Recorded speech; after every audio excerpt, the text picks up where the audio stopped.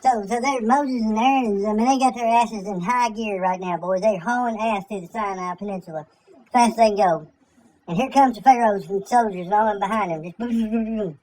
They get out there a ways, and she's like, "Oh, we can't see, oh my God, we can't see." And I was like, "Shut up." I was like, "Dang, fuck y'all, man, I got it, you know.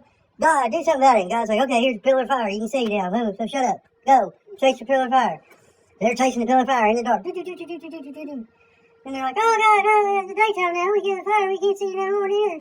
And I was like, "Shut up, man. Here's a big pillar of salt, or pillar of wind or something, cloud, whatever. Follow this."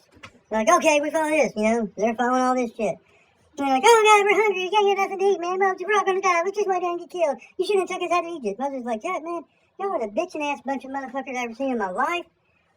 Ain't y'all believing nothing? Ain't you seeing all the plagues God just done? You think he can't feed you fucking bitch ass? Really?" So God just makes manna rain down from the sky. Just makes fucking food rain from the sky. Immediately. Just, boom, here's your food. And you're like, "Oh, God's wonderful. God's great."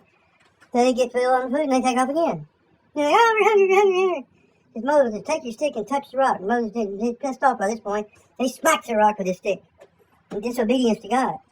And the water flowed from it. The guy's like, "Moses, you disobeyed me, motherfucker. I've seen that. I got you. I didn't miss it." So anyway, they get a little bit further up the road, they run into the Red Sea. The Red Sea's, it's out there, it's rough, it's a fucking ocean, man, it's a sea, it's a salt, big sea out there, right? They're like, "Oh, we're fucked now, oh God, we should have stayed in Egypt. Moses, why'd you lead us out here and make us do all this shit? It's your fault." Moses like, "Fear not, motherfuckers. Haven't we done all this shit already? Haven't y'all been seeing what the fuck's going on here? I mean, this is like a thing of destiny, ain't it? Right? So just shut up." God says, "Stretch forth thine hand, Moses." Moses stretched out his hand like fucking Emperor Palpatine shooting fucking lightning bolts. Like this. The clouds are rolling over and it's thundering and shit. And it just splits the Red Sea in half. And it's just a big dry patch of land right through the middle of it.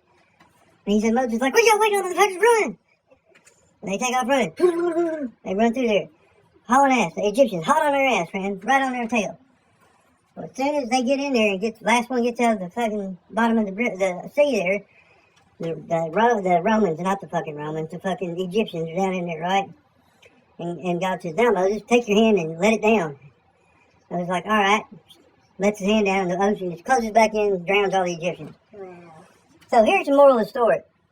If you fuck with that God, all right, Yahweh, he Jew God, whatever, he will send plagues on you. Send the frogs to die and stink up your whole place. Make your river turn into blood. He will send flies over there and pestilence and shit to make all your people starve and get boiled.